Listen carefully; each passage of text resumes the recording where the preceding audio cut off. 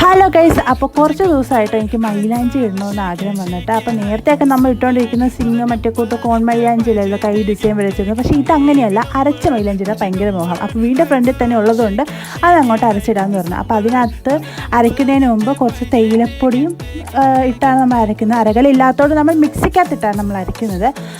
നല്ല പേസ്റ്റായിട്ട് കുറച്ച് വെള്ളം ഒഴിച്ച് പേസ്റ്റായിട്ട് അമ്മ അരച്ചെടുത്തു.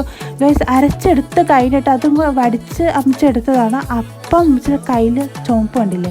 അപ്പോൾ ഇത് നന്നായിട്ട് രാത്രി മൈലാഞ്ചിയാണ് അമ്മച്ചി പറഞ്ഞത്, നന്നായിട്ട് ചുമക്കുന്ന മൈലാഞ്ചിയാണ്. അപ്പോൾ ഞാനത് കയ്യിൽ ഇതേപോലെ ഇടണമെന്ന് ഭയങ്കര ആഗ്രഹമായിരുന്നു. അതേപോലെ തന്നെ ഇട്ടു. പക്ഷേ എനിക്ക് ഇതിൻ്റെ മണം ഗൈസ്, പണ്ട് തൊട്ട് ഇതിൻ്റെ മണം എനിക്ക് ഭയങ്കര ഇഷ്ടമാണ്. ഇങ്ങനെ മണത്തിക്കൊണ്ടിരിക്കും ഇങ്ങനെ മൈലാഞ്ചി ഇട്ട് തന്നാലും.